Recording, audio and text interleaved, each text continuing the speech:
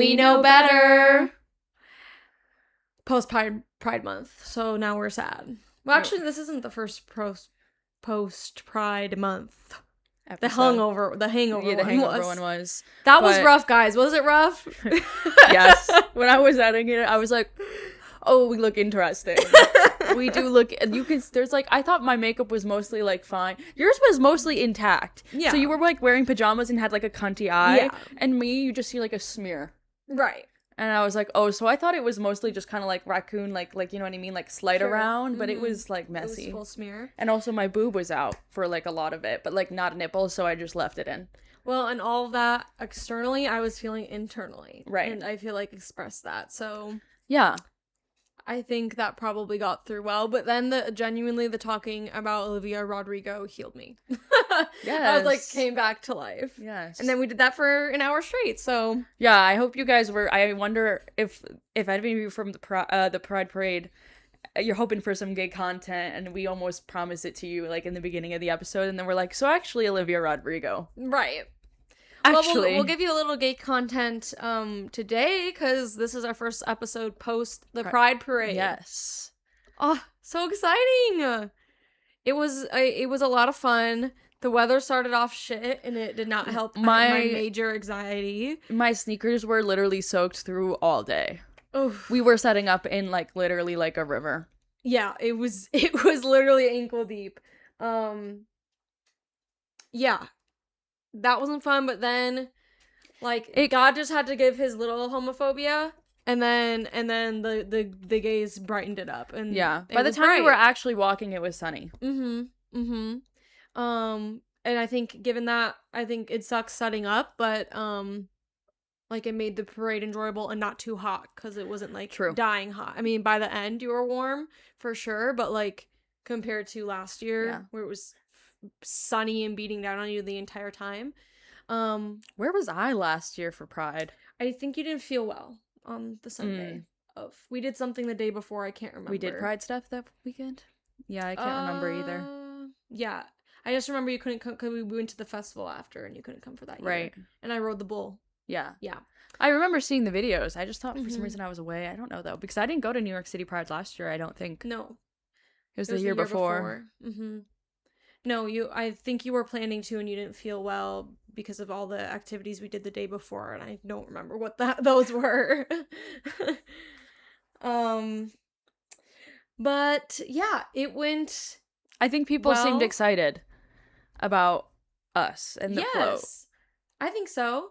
People were, I mean, and they wanted them damn bracelets. It was hard to tell because Ilhan Omar was behind us.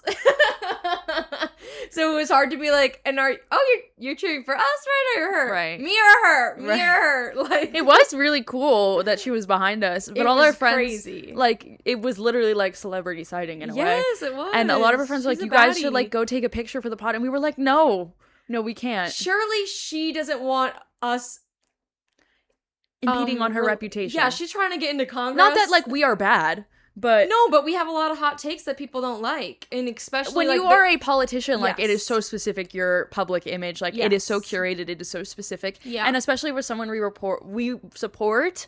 I didn't want to like, you know. Yes, I don't want any more leverage against her by like, let's say, I don't know, people see us in a picture with her. They somehow find the podcast and then they say, oh, well, she must agree with these women and this is what these women are saying, which I stand on, and she probably would do if she could be honest, but like she can't be honest. She's a politician. Right. Like that's what it is at the end of the day. Like I just don't want her to unintentionally sign up for exactly. being there was no with way the things that we say. We were going to put her on the spot by asking her for a picture, and like either way, like she could not know what we stood for. Exactly. Also, and it just puts her in like a weird position. I think, but it was still really cool. Yes, and know that we support her. We just don't like. She don't need to be involved with us. Yeah, not that anyone necessarily cares about us, but like, God forbid. God forbid. I don't want to harm her chances of getting into Congress. Even when we post something and nobody, like a clip and nobody watches it, if it's like even hinting a whisper of like a insult on a man, those men will find the clip and come and call us slurs or call us names and say horrible things about us. They get so mad about the most mild and it's like no one else too, is seeing it though. Yeah. So it's like you don't even need to have like a presence for them men to find you. Exactly. But I think people seemed excited. There was a lot of people. I mean, we had 1,000 wristbands. I am wearing one. Well, I guess 999 because I did take one for myself.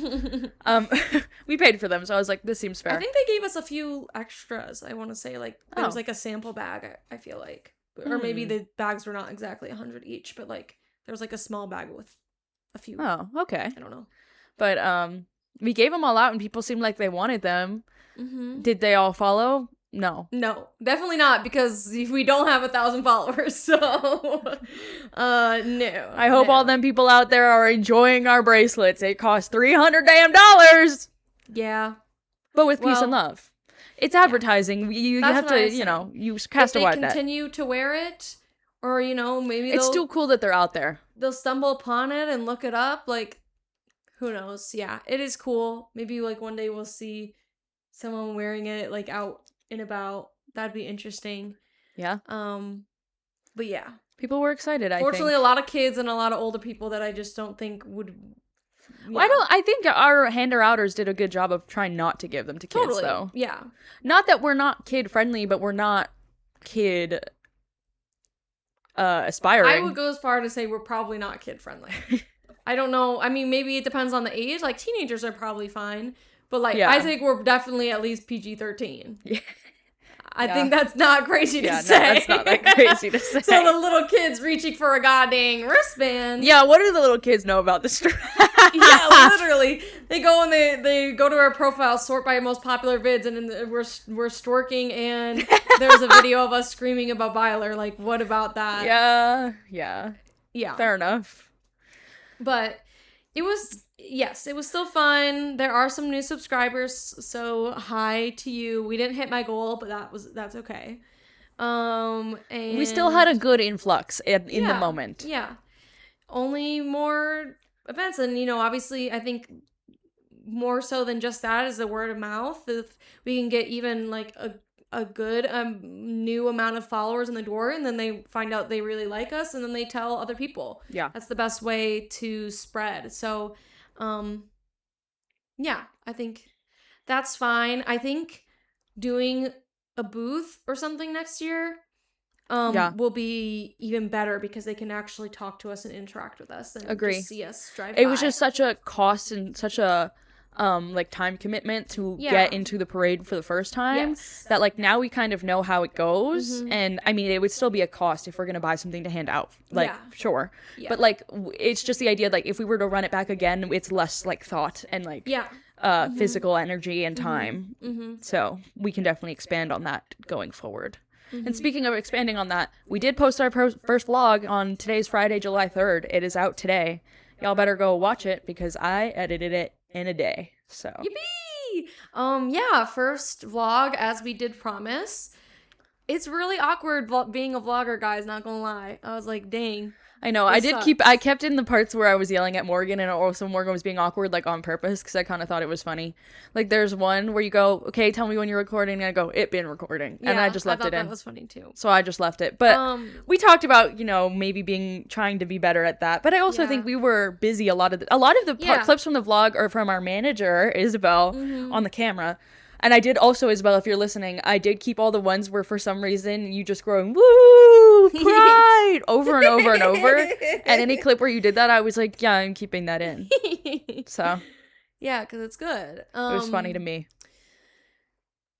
Yeah, I think it's just kind of like not your typical vlog format, because we're not necessarily talking to you and the whole we're busy time. Actively doing something versus like a singeing coffee cam. Yeah, it's different because they are just like going about their day and then filming each other and talking to each other, right? Versus like we actually had shit to get done. Yeah.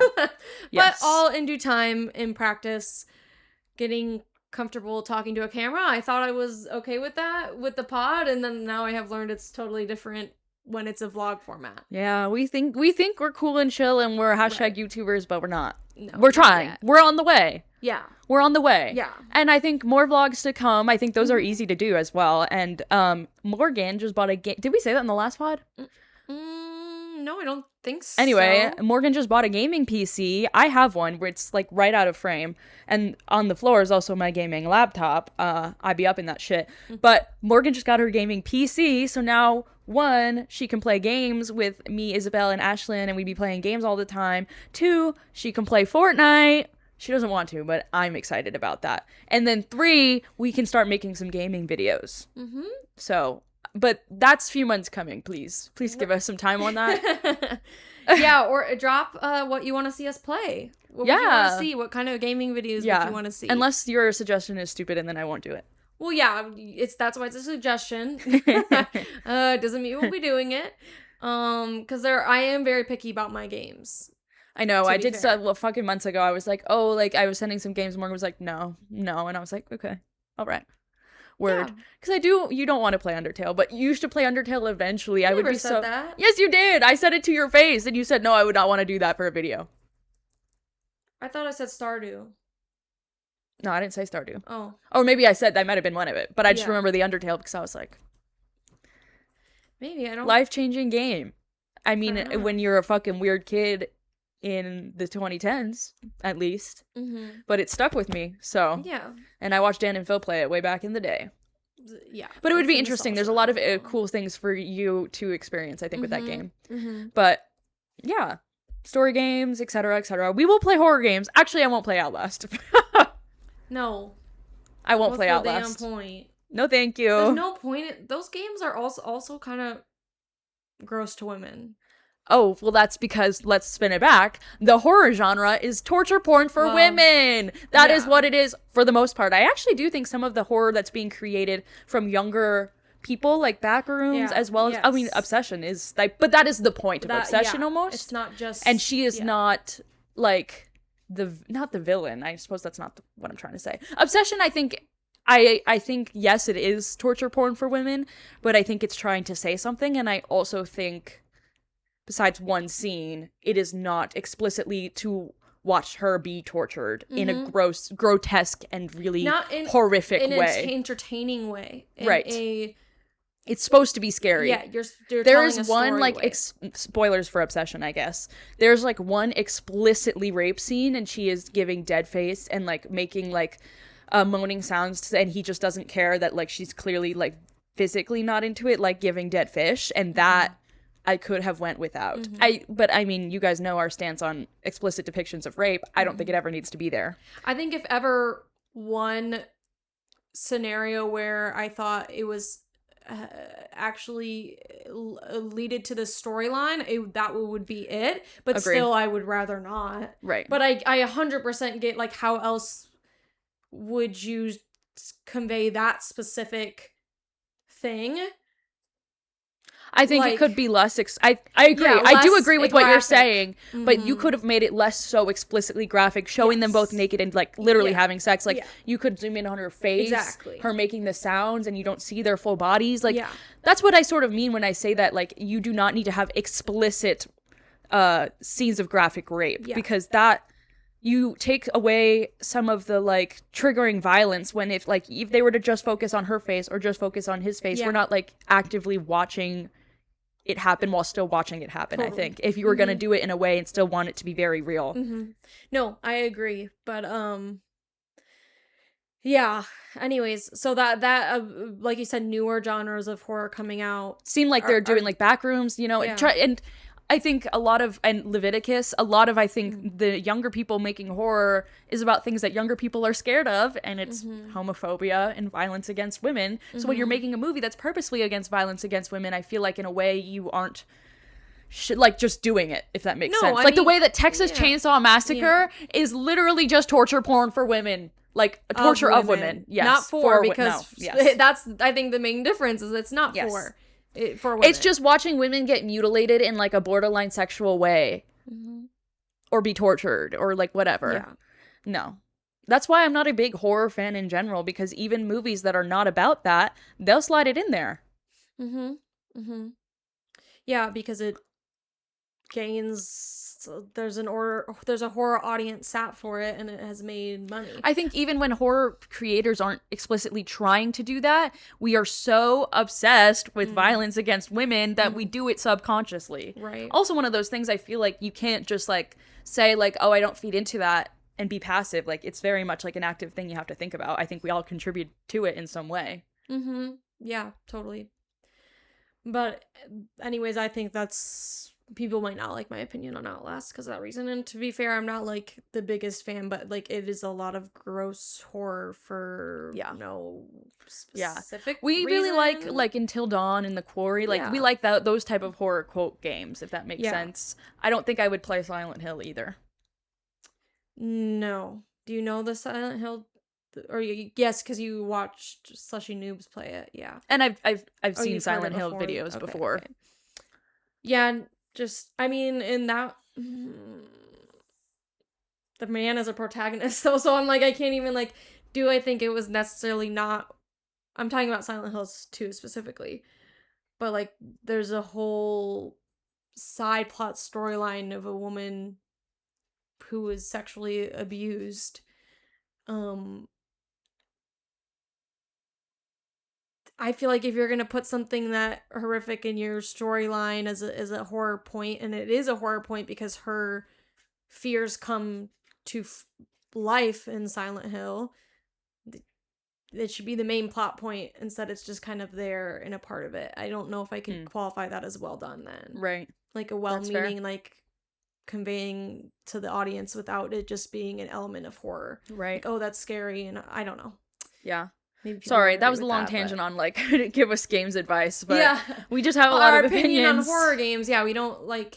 Yeah, Until Dawn. What I'm saying is, I will sign myself up to be scared, even though I hate scary things. However, I will not sign myself up for games that are torture porn. Yeah, I think that explains both of our viewpoints on that. Yeah, we played a horror game last night. Now we be back on the Roblox grind because now she can play on a computer, not an iPad. And what was it called? Animal Hospital? It's called, I think, Animal Pet Hospital Anomalies. Yep, Anomaly. Yep. Yeah. It's like, it was fun. I had a good time, but I got jump scared. Yeah. I screamed and then it zoomed in and I ran back to scream immediately, except with much more fear. And I was like, okay, I like literally calmed down and I was like, I'm doing too much. Like, it was, it's a fun, cutie little Roblox game. It's just people are coming to your animal hospital, but like they're people, like little personified animals. That's the word. Yeah. But some of them are fucking like terrifying monsters, and you have to try to vet in only the good ones. Yeah. There was a other viral Roblox game that I still think we should play, but it was also an anomaly game where it was like the shawarma one? Yeah, the shawarma one, where you like have to make shawarma. You have a shawarma kiosk and you're making shawarma for customers late at night, but you can't feed the wrong people, or there's certain things you can or can't do so you don't die. So that type of vibe. Based on what was that game called? The one that you thought it was? Like don't let something in, or it's the one where it's like there's people at the door, and based on how there's no actual animation, it's just drawing too. Yeah. And based on how they introduce themselves and what they look like, you allow them to come inside or you don't. I think it's called Don't something. Yeah, I can't It was remember. Huge though, like a month ago. Yeah. But it was ominous and creepy. Like, ooh, I was a little scared. I didn't watch anyone play it, but I've seen like. I think I watched Last like, play TikTok. it, a little bit of it, maybe. Was not it the whole actually thing. scary, or was it more like creepy, ominous? I think more creepy because of the no animation part. Like you don't actually see anyone graphically die, and I don't think there's jump scares at all. So I think it's more just like the feeling of creepy, and then you know that there's something in your home, and then sometimes like your people that you let in will die because you let in someone bad, and you don't know who you need to like boot out, and instead like there's an element of like this is like a stressful, creepy, like something is there, but like there's no actual like, versus the other game that I like, where there's the multiple versions. We've seen everyone play it. What are they called? Like the Watchtower one. Fears to Fathom. I was actually just going to bring that up, and then I forgot, and I was like, oh, I forget what I was going to Fears of Fathoms or 2 Fathom? Yeah. could play Fears to Fathom, but I would be so bad. It would be entertaining. Like the Watchtower one, he sees me in the telescope, I'll just start screaming. Yeah. That scared me bad, and we were sitting in my house. Yeah. In my apartment at the time. Like, we were sitting on the couch, and that one, we got jump scared so bad, where we both screamed at the top of our lungs. I'm thinking about it. I know, it was so creepy, it was so scary. Like, you were like looking, you're a Watchtower guy, and like, there's like, what is it, like a cult? Yeah. And they're sacrificing people, right? Yeah. And then he was looking through the telescope, and you look and you see him sacrificing someone, and you're watching, and then the guy snaps, his head goes 360, looks you dead in the eyes, and starts running at you. Yeah. And you have to hide. Yeah. And he comes up to the Watchtower, and you're like locked in, and then you have to try and escape while he's like looking around, and then he starts chasing you, and they play the scariest music of all time. It's like most of the game is pretty quiet and like little lo-fi sounds, and like you hear the That's crunching, what makes the game and so then scary though, because it's dark forest, ominous, and nothing happens. Yes. Until you hit that until point. the scary part. And then as soon as something bad, the music is like it's like the loudest shit ever. Yes. It's terrifying. It's terrifying. And they're all like, it would be interesting actually any of them are real, but the whole point is they're supposed to be based on real life situations. Like, it's based on you know that like, moment when you're in a Watchtower and the cult tries to kill you. They like write in and they're like, I'm telling my story for the first time. Oh, and it's like told right. Yeah. from a person's point of view. Yeah. They're really entertaining, but they are I would be interested they are jump scares scary, but they also have an element of creepy building because too. They don't really do many jump scares. It's like a few really bad ones, and right after the jump scare, you're expected to act in the game. Yeah, but it's not like Five Nights at Freddy's. But because you know it's coming at some point, the whole thing is scary because they keep it that ominous vibe, and they don't do any decoys either. So it's like you are going on edge until it hits. I would be interested if we could actually even beat that game. I feel like no. I couldn't. There's no way I could lock in. There ain't no way.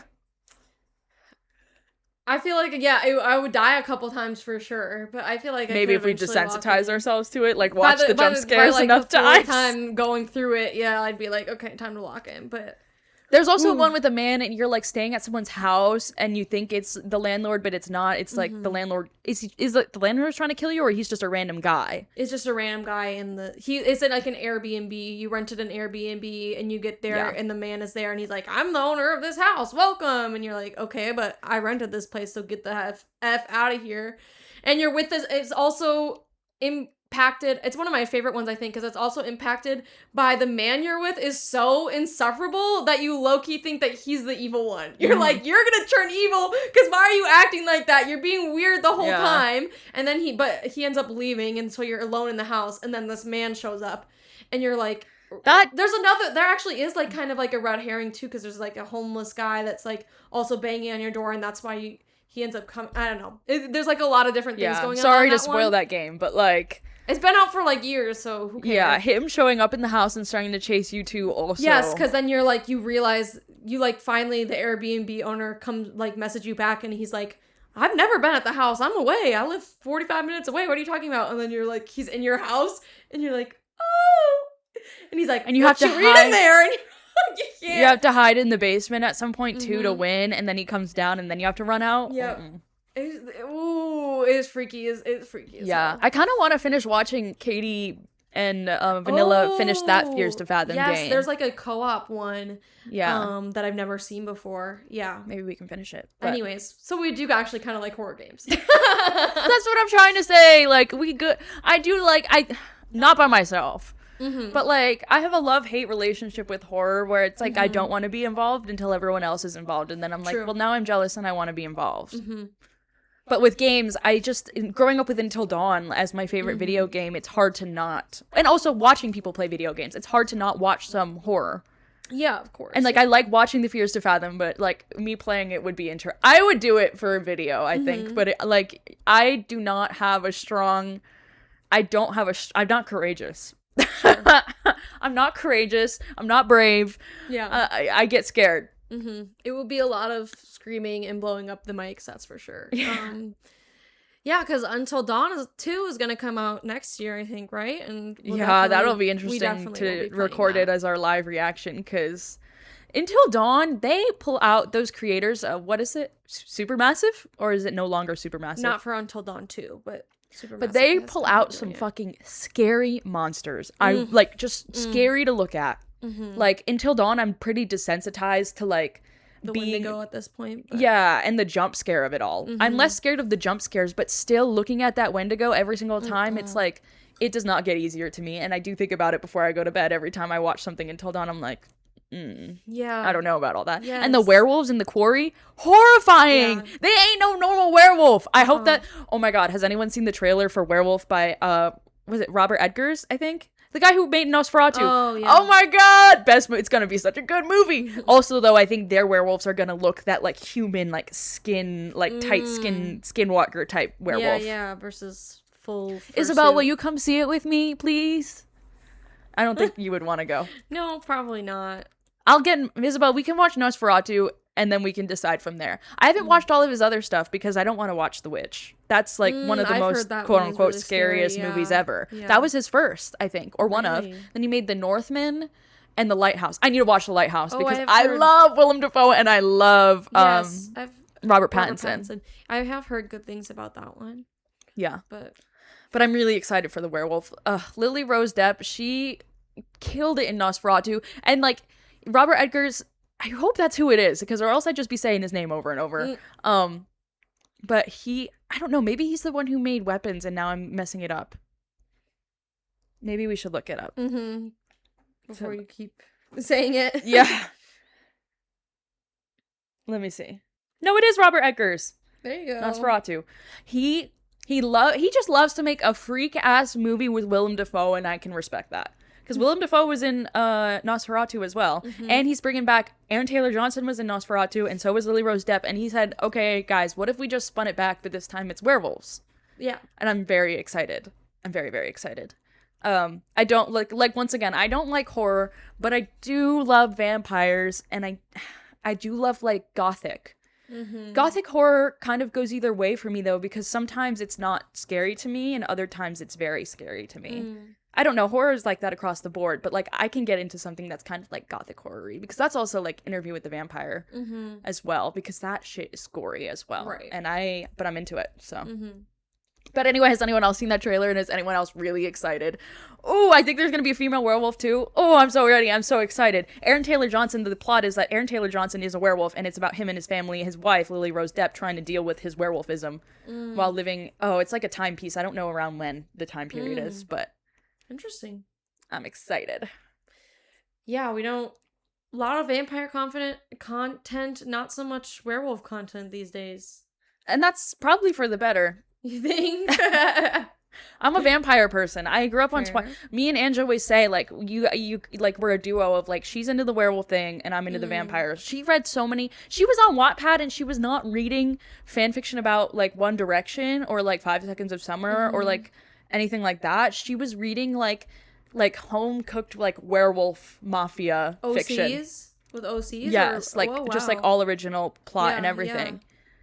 Real. And was reading stuff about werewolves and like being in heat and like shit like that and nodding. It's crazy. She's explained it to me and I'm like like the fucking meme of the like lady, is it the like confused. Omegaverse that I don't know, because she was are into that. But isn't Omegaverse inherently gay? I don't think she was reading anything gay. I don't understand the Omegaverse. So that's what they're reading on. Okay. So maybe it is straight. Stuff about, but that's what she was doing on Wattpad, while I was doing the One Direction thing. So she's aware. She was into Teen Wolf as well. One of her favorite TV shows. That's why she loves Dylan O'Brien. She's like homegrown werewolf girl, and I've always been into vampires. But that's why we both can unite on our love for Twilight. Right. Because there's both. It brought the masses together. Yes. It still does to this day. And it was always Team Edward. Hate to say it. As Robert Pattinson said in his most recent interview, that was just a marketing scheme to get people to buy merch. There was no ever one or the other. It was always Edward. It was obviously always Edward. Yeah. I think I was Team Jacob as a child though, before I understood the plot, because I just thought that what's his face was hotter. In Taylor Lautner. As a child. Okay, gotcha. When the movies were first coming out. Because, like, my mom, I've watched those movies young. And I read the books. But, like, None of that plot was seeping into my brain. None of it, nothing was going through, really. And I just thought Taylor Lautner was hot. But I don't really stand on that now. I think he is stereotypically attractive. I am not attracted to him. Fair enough. I think when I look back on this point, he just looks so baby. He was very teen heartthrob at the time, because he was, I think, around a late teen, early 20s age. I think versus the rest of them. Right. A little bit older. But like now it's like it's Edward. It's Edward for me. Or it's the dad. Yeah. Yeah. Either Charlie Swan? Yeah. I could Carlisle. be. Yeah. I would do that too. Both of them at the same no, sorry. But both did you lie though? I meant date both of them at the same time, but the way I was gonna say it was giving threesome, and I can't say I necessarily disagree with that either. No. I love a TikTok edit where it's like two bad bitches at the same damn time, and and they're showing Charlie and Carlisle. I'm like, yeah. And why didn't they make Yowie out of that either? When people are saying at this, like, dating two bad bitches at the same time and make edits. No, but the lyrics are fucking two bad bitches at the same time. I know, but are people not, like, imagining that then? Are they thinking, oh, I'm just dating both of these people at the same time? No, I think they're thinking, like, train. Okay. That's what I was hoping for. Because that's what I was also imagining, but you got me shook there for a second. I was like, wait, but like, what if people are just like, I just want to date both of them? I became conscious of what was coming out of my mouth as I was saying it, and that's what I was saying, and then I was like, maybe that's not what I want to say. Sure. But just you like bringing up that... the edits after that. Yeah, no. It got me thinking, I'm like, wait, are people taking this in a way that they're just like, I just want to date both of these hot people at the same time, not like... fuck them both at the same time, and then they're also fucking each other. Like, that's what I'm thinking. I want my boyfriends to kiss. Lock lips. Yeah, literally. I thought everyone was on the same page. Yeah, no. No, Pride Month's over, so actually... No, I actually was going to say this as an announcement. We have unfortunate news, like, Pride Month is over, and we do have to tell you, we actually are, unfortunately, for real gay. Like, not just during Pride Month. Like, it's all year round. Yeah. So if you thought it was just, like, a Pride Month thing, and then it was gonna... then it was gonna be over, like, I have news to break to you. Like, it's all the time. Yeah. Yeah. So it seeps into every conversation ever. Yeah. Well, in a way, we, like, even our friend group is not explicitly a full queer friend group, but, like, it kind of is. In my mind. Well, because we just don't talk about male relationships really rarely. No, we do not, and our friends don't. Maybe this is just to an us thing though. Like maybe our friends who have partners like talk to each other about it all the time, and like we just don't know because they're like whatever those gay bitches are doing over there. They don't need to bring it up to us. Well, also we're we both been single for so long, and and everyone like talks to us about like wanting to get married, and we're like, ew, what the fuck? Get that away from us. But I want to go to a wedding though. But you, gross. You're at our friend's wedding, and you're like, ew, what the fuck? Well, let's party. You're in the crowd. I'm not crowd, and you're like, anytime they're like have to do something wedding like, I'm like, when are we gonna dance? When is my turn? You guys are doing your first dance. When is my turn? Play some bad. This is too sad. This is like a slow dance. Play some bad bitch music. Yeah. No, I'm mad. No, I'm mad. Damn, this wedding too much about them. What's it gonna be about me? No, we're very excited for our real friends' wedding in a serious way. No, and a respectful way. Yeah, no, we will be on our best behavior for real. Well, best wedding behavior. We're gonna act like you would at a wedding, but we're not gonna be like expressing our true thoughts on marriage, like on the floor. We object. Yeah, well, we don't believe in this, so. In front of her entire family and his entire family, I stand up and I'm like, so did you know actually that marriage itself is rooted in the patriarchy? It's an inherently a patriarchal act where you give up your rights. Now, do you still want to do it? And everyone's like, can they sit down? Can someone take them out of here? Yeah. No one wants to hear what I have to say. Right. That's when you know the night is over, when we're like, and actually, did you know this about marriage? And we're like, all right, time to go home. It's time to wrap up. We're done for the night. No, because I stopped myself at the sapphic night last week because you had left me before we had talked about marriage with them when you were there. Yes. But they were talking about how one of the girls was talking about she wanted to propose soon, and she was talking to me about it, and she was like, "What do you think?" And I was like, And then in my head, I was like, "Don't say it. You don't have to say it. You don't have to give them your opinion." Right. And I was like, "That's so nice. You should." Statistically, there's a 50% chance it won't work, but I didn't say that, actually. Let's bring it back in. Lower for lesbians, I think. True. That's true. And that's not a hate on lesbians, because I know men would love to say that. That's just because we can do so without fear. But I think it does go to say like marriage is kind of silly. In a nice way. It's just like, you guys, you're being so silly, stupid. Stop getting married. You're so silly. No, don't get married. You're so silly. Don't do that. Yeah. Just kidding. No, I'm not. I was gonna say, just kidding. I love marriage, and I was like, no, I don't even want to say all that. I don't even want to put that out there. I know. Maybe my opinion will be changed one day. See, but that's trying to keep a straight face when I say that. I'm like, I don't know, because sometimes I do feel like, obviously a lot of things change, but also a lot of things don't change. Yeah, if you were to marry a man, I think I would kill you. That's fair. I can't even imagine that, though, so it's hard to even, Right. If you were to marry maybe a non-man, then maybe that would be different. Maybe I would feel less harshly. Yeah. That's fair. And if I ever married a man, something's wrong. Yeah, no, literally, that's what I was about to say. You, imagine you're being held captive. What would you even do, realistically, if, a week from now, I, call you and I'm like, I have a boyfriend, and it's, a cis man, and I had just somehow gotten a boyfriend in a week. What would you even say to me? Would you think I'm having a manic episode or, going into a psychosis, when I read that fanfiction last year? I would probably, something manic.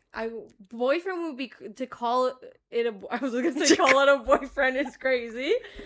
Yeah. And it's a cis man. It's a cis white man. I don't think there's anything wrong with a cis white man and he's blonde. Oh, I would think you're under spells. You're under spells, people! I would be like, wake up! No, I think... No, I would think you would... But to jump to boyfriend would be crazy, but I'm like, I don't think there's anything wrong if you were to fuck a man. Yeah. You've wavered back and forth on that. Yeah. But, I wouldn't be, if you were to tell me, I'd be like, whoa, okay. But, in a way, it would be, a crazy jump, but I don't think I would be, something's wrong with for you mentally. Right. But to have, a boyfriend, I guess it would...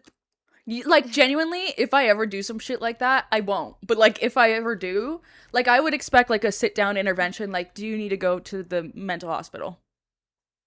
Something is wrong. Yeah. Genuinely. I think I would have to meet him first and see then because maybe he's, just real, femboy. And then it's well, I know what you are. And then it wouldn't be... In, a week? With where my life is right now. Yeah, in 1 week would be concerning. I would think something was really wrong. I think it would, something ain't right. I don't know if it ain't really wrong, but something ain't right. What would you do if in a month I told you I was engaged to a man? Then I would be you need to call the doctor. Called the doctor and she said I was fine. Not this one. They will not say that. Yeah, no. Typically, I would bring up the pot as evidence. She's something wrong with her. She lying. So that motherfucker is lying. That's not my friend. That would be a psychosis episode. I mean, the only really that doesn't happen to me often. But the last time I did go into a genuine psychosis episode was last year. That's not that long ago. Wow, I thought it was a lot longer ago. 2025. Was it 2025? Yeah. Last March, I read Crimson Rivers, which is a Hunger Games AU Harry Potter Marauders fanfiction that's longer than the Bible, and I read it in 2 weeks and full on psychosis. Oh my god. Sorry. It's trying to come out of you. It's trying to come back out. I can't even talk about it. No, that was Taco Bell. That was scary. Yeah, no, I didn't sleep for 2 weeks. I read it all night long, and then I went to work, and I, like, had a panic attack all day long about the characters, and then I would go home and read it again. Like, continue reading it. And there was no peace until it was done. Right. So. Yeah, but that is more in character for you. Right, exactly. Then That is less concerning. less concerning for you being so enthralled in a fanfic that it's altering your life than if you were to say, "Oh, I have a boyfriend now." Yeah. That's like my worst nightmare. Having a boyfriend. Yeah. I don't even like men knowing where I live. Mm-hmm. That I, like, am friends with. Mm-hmm. There's maybe one. And that's from necessity. Yep. Yeah. No, that would be scary. But, like, if you ever want to get a boyfriend, like, that's fine. But, like, I probably will be mad at you for, like, a little bit. No, and but I then, think like, that I would get valid. I would be okay with it. But then the marriage thing would be different. Like, I feel like that's, like, I have to go to therapy because of that. Like, I'd have to bring that to therapy with me. And be like, oh, if I got married? Yeah. Oh, okay. To a man. To a man, yes. No, I would have to go to my fair. therapist and be like, something weird is going on in my life, and it's affecting me. Yeah, no, that's fair. I think I would have to go to a therapist before that would even happen. I don't know. I'm just so detached from an actual real relationship at this point. I genuinely can't even think of what it would look like.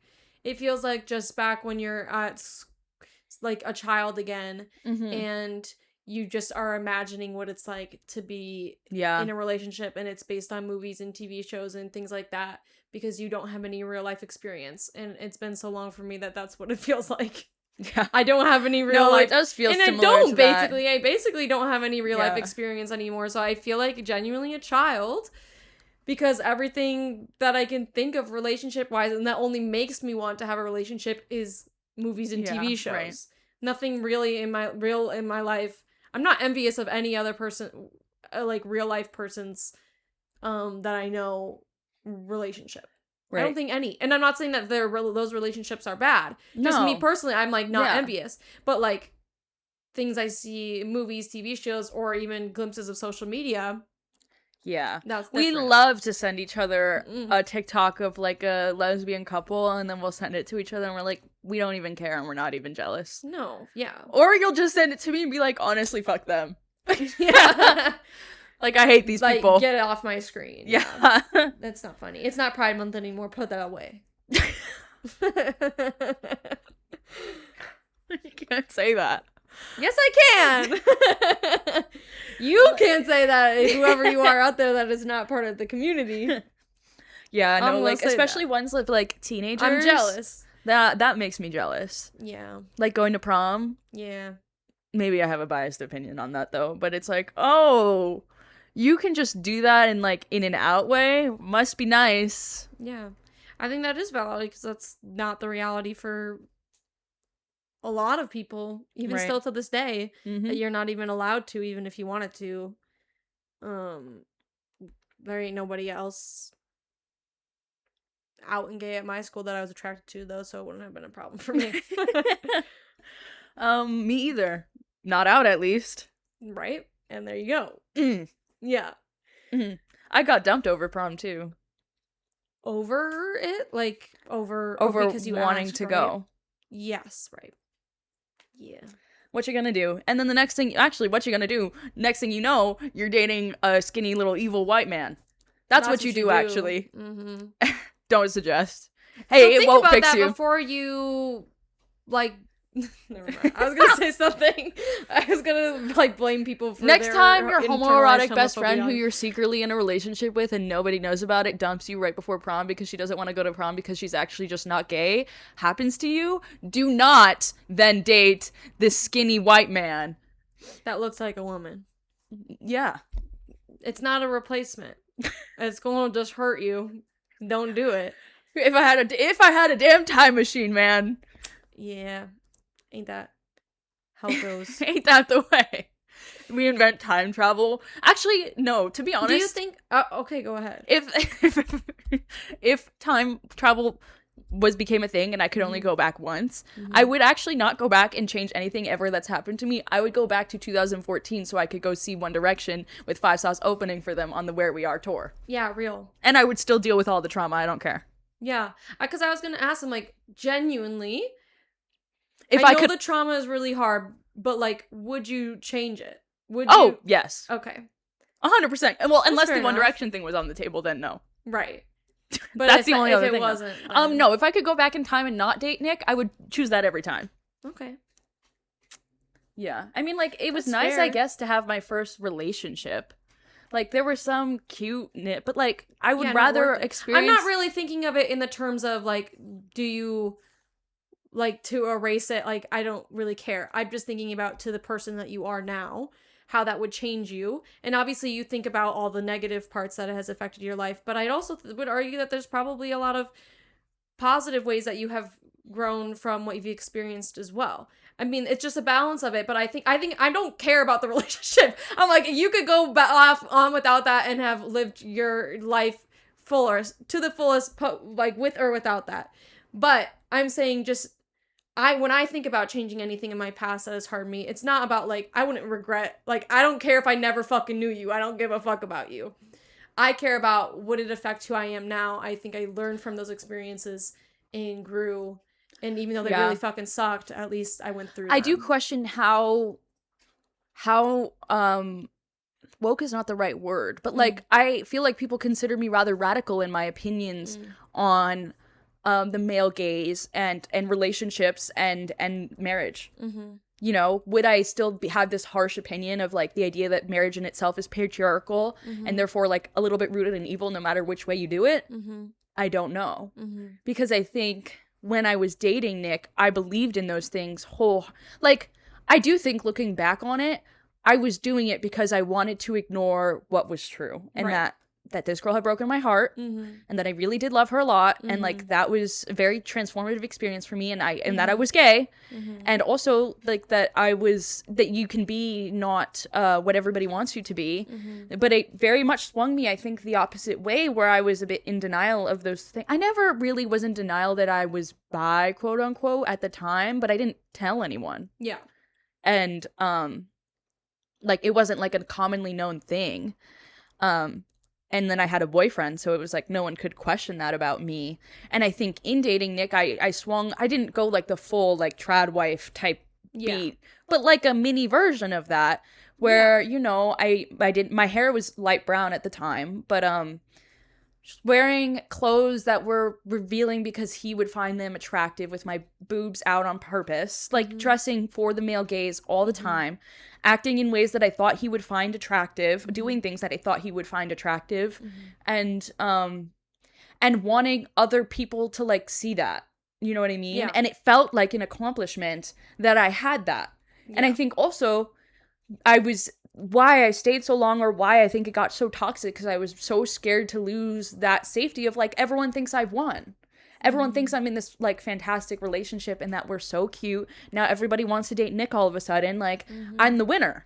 And like I don't want that to be taken from me because there's like a level of security there. Yeah. And had I never experienced that and then experienced how that could go so wrong, I don't know. I don't think everyone needs to have someone like fucking ruin their life irrevocably forever to be like, oh, maybe like, you know, dating culture and surrounding yourself with the male gaze and eventually like the white picket fence marriage and kids thing, like maybe I don't have to do that, because that's what made me realize that I don't want to do that. Right. When it was set in front of me after years of dating Nick and I was like, this is going to be my life with this man, and it was like the most horrifying thing I could ever think of. Right. Like, and the idea that like if I married him I would have been stuck. Right. And there was nothing I could do to get out of that. Right.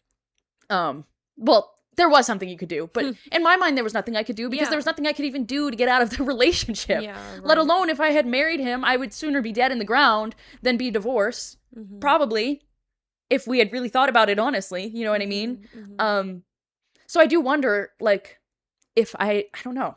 I don't know how I would say that, because I do think I would get there eventually, because I hope that for my friends, and I think, but also I do think a lot of my friends do experience these horrible things with men, and that's what makes them realize it's all a farce.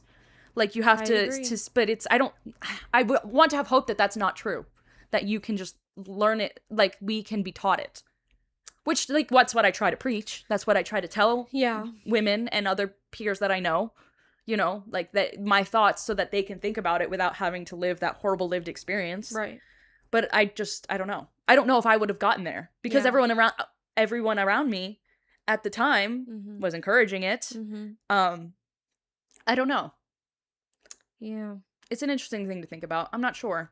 But, like, on a surface level, yeah, I would want to undo that. Yeah. Or even, like, at the time, Nick liked me and so did Mike. Mike was one of my best. Our friend group in high school formed around me and Nick starting to date in senior year of high school. Like, my whole life completely changed, new friends and everything. Right. And they both liked me at the same time. And I think about this I don't have any interest in dating a man, like, point blank right now. Like, ever again, probably. A cis man, ever again in my life. I can say that pretty surely. But I do look back on that time and think about how different things would have been if I had dated Mike instead. Because I think it would be worlds different. But I don't know. Because at the end I think very highly of Mike. Or at least I did. But when that all went down, he lived with Nick. And they were roommates all of college. And he didn't not take my side. But he continue to live with him, and I get that that's a harder situation because he already lived with him. Like, what do you do? How do you stop being someone's friend in that scenario? But I was very candid, and Mike knew and saw firsthand what had happened, and there was no level of, like, horror or repulsion or, like, wanting to make sure I was okay. But at the same time, it's hard to reconcile. I try not to think about, honestly, the other guys in the friend group that I'm no longer friends with anymore because I do miss them. And, like, Mike was my best friend. Like, I would tell Mike everything. Like, me and Mike had a pact where it's like, because everyone in the friend group thought we were the lame blabbermouth. Not blabbermouth, but, like, everyone liked each other more than they liked me and Mike. So then me and Mike became very close. And we had this thing we called secrets time where people would tell us secrets independently, or we would have secrets about ourselves. And then we would share them with each other because no one else in the friend group wanted to kiki us about secrets. Maybe it's because you're telling secrets. It was mostly secrets about ourselves. Fair enough. But yeah, fair enough on that too. Fair enough on that too. But, like, I would tell him everything. Although, actually, I think it might have been his fault, some things that happened now that I'm thinking about secret time. Actually, Mike was the only person I told who I was afraid. This is embarrassing, but true. I was really, really afraid to suck Nick's dick for the first time because dicks are scary, and I had no experience with that. I'd only had experience, you know, other things. And I was really scared because there's, like, it's all on you, and you have to be good. And I'm a teenager. I'm 17 years old. I'm 17 years old, and hey, I didn't want to do it. I never wanted to do it. Ever. But I told Mike, and somehow Carson found out, who was this guy 0 year older, that he had a homoerotic friendship with Nick. It was a whole thing. A whole weird homoerotic thing. I don't know. I don't want to get into that. It did not involve me. It didn't involve me, but it was a weird thing with Nick. And somehow it got back to Nick, and then Nick confronted me about it to my face, and humiliated me and made fun of me to my face, and made me feel horrible about myself until I broke down and did it. Right. And now I wonder if that came from Mike somehow. So yeah, I don't know. I have weird feelings about Mike. But I do think if I went back in time, I think my life would be really different and maybe a bit more positive if I didn't date Nick and instead I dated Mike. Because we were more similar and I think better suited. And I think Mike would not be... Mike, if you ever listen to this, I'm #sorry. He's an incel now. That's what I've heard from the grapevine, from JT, the only guy in the friend group who took my side, my savior, my love, my number... Well, Kevin is technically my #1 cis male friend, but, like, right now, if I was honest, Kevin, I'm sorry if you ever hear this, like, JT, my #1. I love that man down, and I don't say that a lot. I don't ever say that, actually, but I do love JT. He sees all of them every once in a while against his will, and he told me that Mike is a total incel, like, swung super right hand, and, like, Republican, like, you know, like, whole terrible thing. But at the time, he wasn't, because he was taking all of his opinions and influence, maybe it would have not been a good relationship. He was taking all of his opinions on the world from me, and what my opinions were. And he was kind of, like, eating the rainbow out my ass, honestly. Like, anything I said was gospel, and I was this... So maybe I just look back on it and I'm like, I should have dated Mike because he thought the world of me, and Nick obviously did not. So I don't know how that would have panned out. But I do think about that a lot because it was very much like or I could have chosen to date nobody, which would have been smarter. But like, it was very much a crossroads choice at the time. Like, Right. I could have chosen either way, and I knew that at the time. Damn. Sorry. Damn, indeed. Sorry, sorry, I'm back to therapy. I don't need to be telling y'all this, but. So true. But I don't know. I teased it so much on the pod that maybe one time I'll actually talk about Nick. So, there's a little bit into, the situation. Right. Yeah.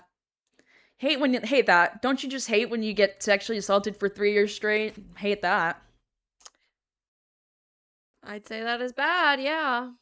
That's quite bad. And hateful? No, that's not the right word.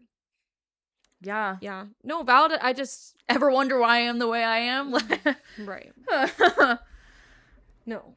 Which is valid, and which why I'm like, not judging your answer, but I think a valid question to ask is like, I do like, think I don't think I would be as quote unquote. I don't think I'm all that radical. It obviously, but from another perspective, people think I am. And there's a lot of like negative part. Like for you, the negative impacts of it outweigh any positive, and that's why you'd go back and undo it, which is fine. But I think I do think it makes like there is obviously you would be different, and maybe for that is in the good, but there's like other things that about you that wouldn't be the same. I do love the person I am. I don't think I've ever been more genuine about my interest and my self-expression and my gender expression and what I think about the world. However, I would love to go on a date and not feel like I'm like going to my execution. So I don't know, which I do think I would be completely different. I would hope that if I went back and didn't experience that trauma, that I could still be a really cool adult, because I've always wanted to be super alt. True. But I think maybe it would have been a longer journey. Yeah. I think moving here was a big part of it as well. Totally. Had I not just hard restarted and then world is your oyster, now you can make any decision you want. What do you want to look like? What do you want to represent? What do you want to put on your walls? Right. Yeah. I think that restart would have kickstarted, but maybe I don't know. I was in a weird place when I ended college. I don't think I was nearly as radical as I think I was. And radical in quotation marks, because I am not really. I'm really not at the end of the day. It's just how other people perceive, these hard opinions on relationships and marriage and men.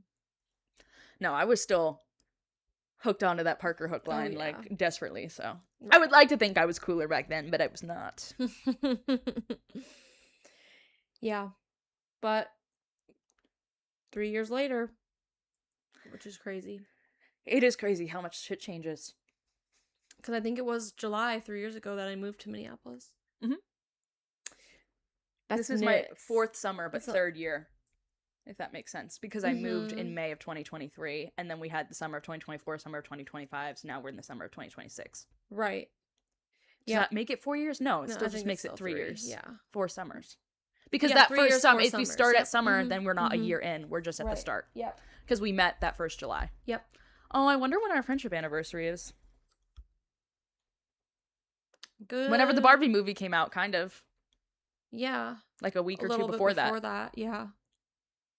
When was the Willy Wonka movie out? Because that's what we went to IHOP and we got the Willy Wonka menu. For Wonka, for Timothée Chalamet? Oh my god, that's so funny. I thought the Minions was a different thing. I don't remember a Minions thing. They did a Minions IHOP thing as well. That doesn't surprise me. Fuck. I went back and now I'm back on Nosferatu. Wonka release date. Wonka was released in theaters December 8th, 2023. Are we sure it wasn't Minions? I guess it could have been. Yeah, I'm not sure. It was some fucking movie like that. It was some fucking movie like that with like a overlay at IHOP that we wanted to try. Yeah. Well, I wanted specifically, they had breakfast like tacos, but it was like the pancake was the taco shell and shit. I don't remember, but it was a collab, I'm pretty sure. It 100% was. First date at IHOP. Wait, the Willy Wonka movie came out in 2023, so it came out before. December of 2023, so it came out months later. Or sorry, that's what I meant. It came out. We met before the William. That feels crazy. We are older than Wonka featuring Timothy Chalamet. Well, I've been outside of college longer than I was in college at this point. Yeah, it was only 3 years. That feels crazy. Not really, actually, because college feels like a blur, and I didn't really do much. But like, it does feel weird. We are. I'm a grown adult. Yeah. Especially because my sister that's closest to me in age only just got out of college, so I've been out this bitch for a while now. Right. Okay. Time for advice. Unsolicited advice. Mike, I have a question that said, would it be weird if I asked my older coworker to get lunch after I quit? They said they're older coworkers in like their 70s, but they're like in their 20s and they're quitting because they're just moving on with their career, but they really like this coworker. And is it like weird, I guess, to ask a coworker to lunch post quitting? I'm very pro this. I mean, if you're bold enough to be the one to ask, I don't think I ever have been, but I have all my jobs have been with women that are older than me, just kind of the nature of like starting the career. All my coworkers have been older than me because I just started my career young. That doesn't make any sense. Just like all the people that have been in my age, like there's been no one in my age group for the jobs I've had thus far. They've all just been older. But those people really have, most of them have like taken me under their wing and like believed in me and really were invested in me, even though I was like some young 21-year-old at the time or whatever. And didn't know shit about shit, but like they still wanted me around, and it felt really nice to have that in the workplace. I was fortunate for that. And so like leaving those jobs, they were like still interested in me and what I had going on, and like still wanted me around, and would invite me to like little get-togethers with old coworkers post that. And then even to this far as like a coworker from my first job that was like 3 years ago at this point, maybe not 3, like 2 years ago, commented on the podcast, on a podcast post or whatever. On the Pride Parade post. Yeah, the Pride Parade post saying she's proud of me. So, anyways, yes, I think you should become friends with your older coworkers. That makes the job, it doesn't matter their age. It just like, you don't have to always be hanging out like besties outside of work, but like you can also learn a lot from people that are older than you in just life things in general, and I think it's easier to learn from them than like a family member. I don't know. Anyways, yes, ask that older coworker to lunch. If you're already working together, like, I love it. I do go to lunch with I'm partnered with a coworker who's like my dad's age, literally. I think he's a year older than my dad. And I love going to lunch with him, and I love hearing his stories. And I beg him to take me to the state fair, and he won't, but it's okay. He just like, I just am very picky about it. And I'm like, I'll do whatever you want. I will follow you around. He loves the state fair. And so anyways, I really enjoy my relationships with my coworkers. I think they're underrated relationship to have. You're like, wait, involve me. No, literally, like, you're such a big fan. Like, teach me the ways. Yeah, I have nothing to add to that. Yeah. I think your opinion is good. Thanks. I have nothing to say on my own life experience with that. I picked one that I was specifically like, I can relate to that. No, exactly. Okay, so mine, if my thing will open, is why do men hate women? Good topic because for today, I guess.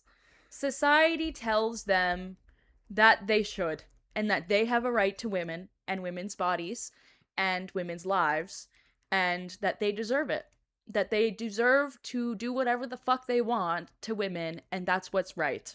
And every system in this country upholds that. Mm-hmm. Short answer. Yeah. I mean, Men, plain there and ain't simple. nothing this country, well, there are a few things this country loves more than violence against women. And I would say violence against other groups would be the answer. Right. But everybody hate a woman at the end of the day, because that we all hate, not we all, but like truly, we all also hate ourselves. Like we contribute not to the problem, but we are brainwashed into the system. It's just, I think when you are oppressed by the system, it's easier to take a look back at what's going on and be like, oh, I don't like violence against women, actually. Mm-hmm. But for men, they never have to think about it because it's not violence against them. And even in their most passive ways in their actions and how they interact with women, upholds the system and encourages it and reiterates the idea in their head that they have a right to women. And when you have a right to women and when you think of them as less than you, then you can be violent towards them because it doesn't matter, because they do not aren't valuable as much as a man's life is. Right. I don't know if that's what you wanted me to say. I don't know if you wanted me to say something funny, but that's the truth. Yeah. I mean, it's not when it comes to advice, we most often give real answers. And unfortunately, that is what it is for that one. The society, the patriarchy that upholds society specifically, tells men that they can and that they should hate women. And yes, and they don't ever face repercussions for it either. Yeah, so why wouldn't they? Yeah, I saw a TikTok the other day that was like, as soon as like your boyfriend like punches a wall, like you leave him because it just shows that he can display violence in front of you and you won't do anything about it. So why are you surprised when the violence then gets turned on you? And I was like, oh. I mean, I agree, but it was hard to hear. I was like, well, yeah. Or in the idea of like, if a man says like he gonna kill you, or he says he could kill you, or like, oh, he's so mad, like I just want to hit you or whatever, and doesn't actually. It's like, no, they will though eventually. Yeah. No, don't doubt that. Men are not. If a man is capable and displays violence in front of you and you don't do anything to stop it, why is it so crazy when the violence is now inflicted upon you? Because he's never taught that that's not okay. Not never taught, right. But like in not giving this harsh reaction, if you're just like, whoa, they like, I don't know. I agree with you what you're saying. My only issue is that it kind of sounds like it's placing the onus back on women, that like, why don't you do something about it? Yeah, no, that's not what I'm saying. I know it's not, but like that's where.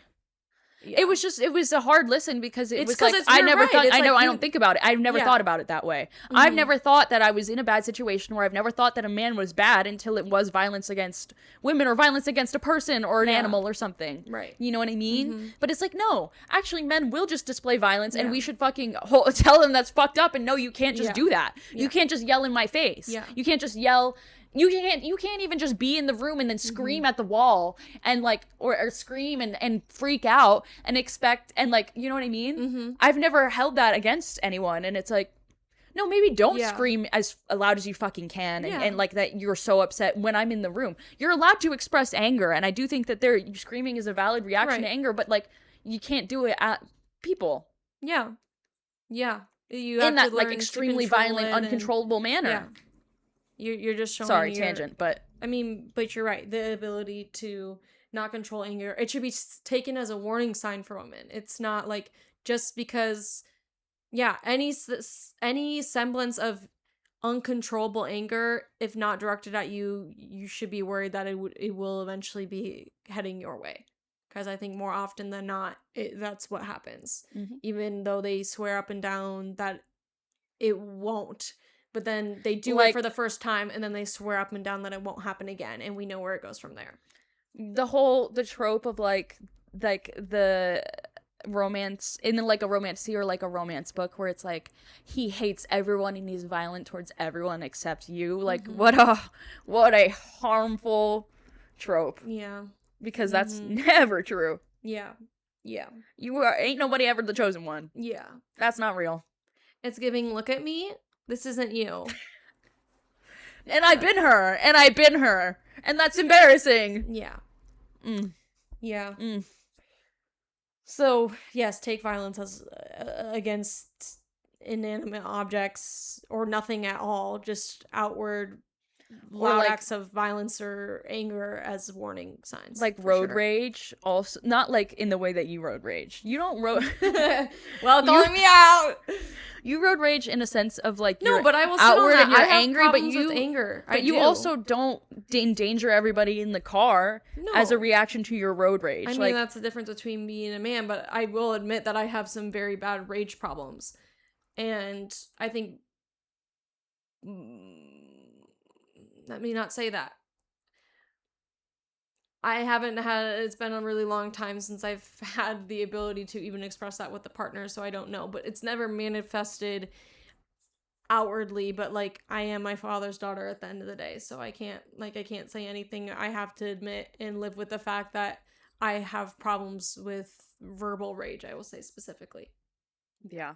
That is true. But anyways. Even for road rage, like Nick would, like he would get mad at me or a situation or just get stressed out and then just start driving like 100 down the road. My road rage is or verbally yelling and getting mad, but I'm not starting to drive recklessly. Yes, exactly. Yeah. Or like following the person or like shit like that. Yeah. Yeah, there was one time, sorry, maybe this is the trauma dump episode. I'm sorry if that's how it's coming off. But sometimes, gotta say it, gotta be heard sometimes, I suppose.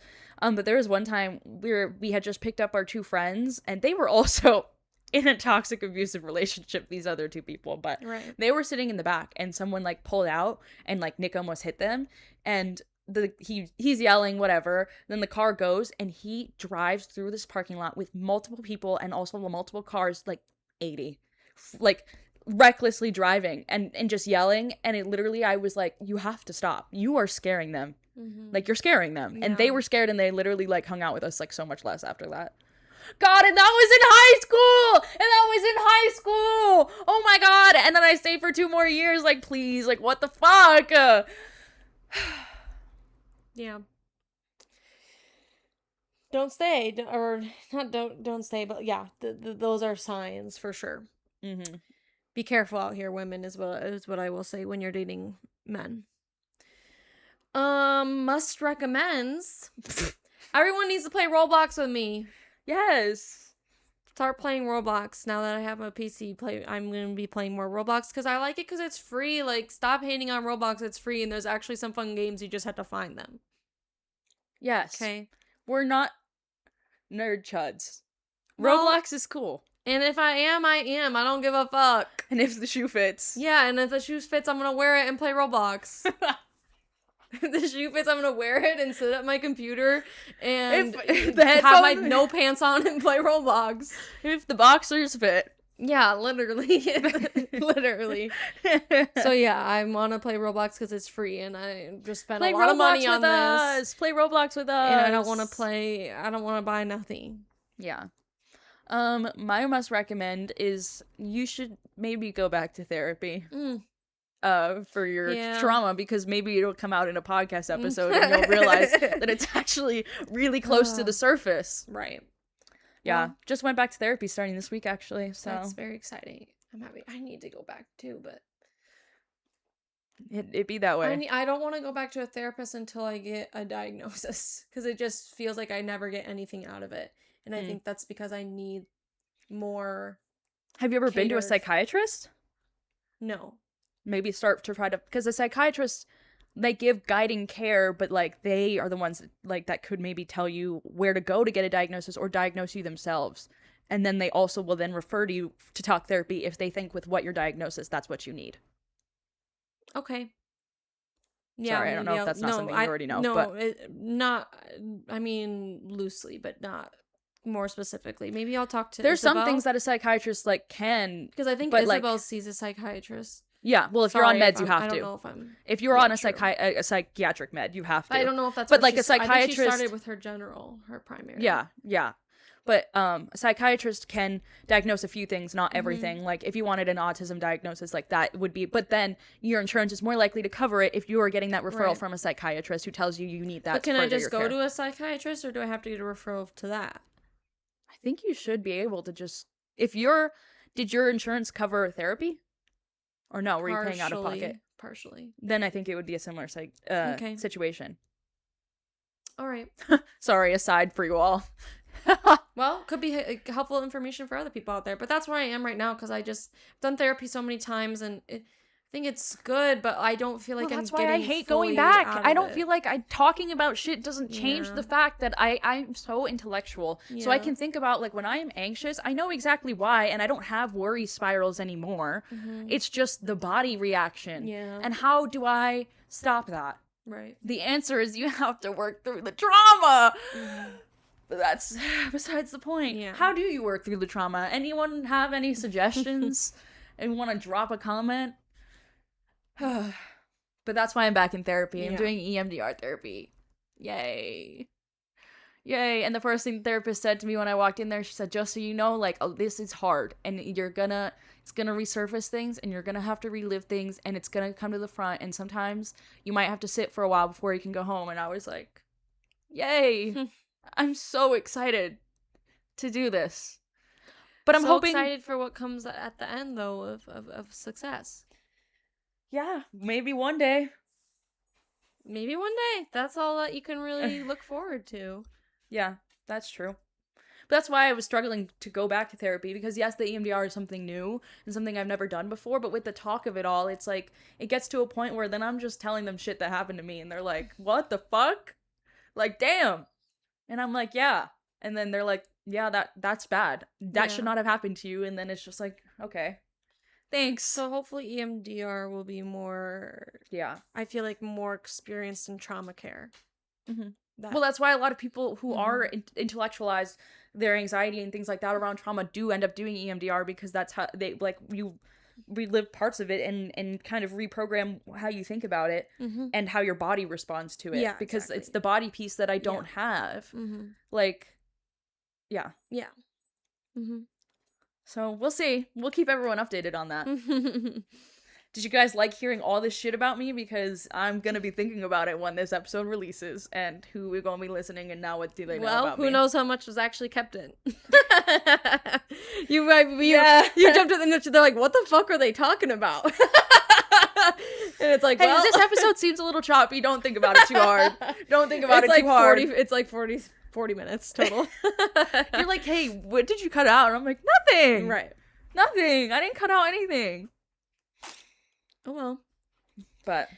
Okay. All right, guys. Well, yeah, are we changed come July? It's been a week since we said that. Yeah. Give us another episode. Will another one come out in July? No, it'll be August, I think. We'll let y'all know in August. Right.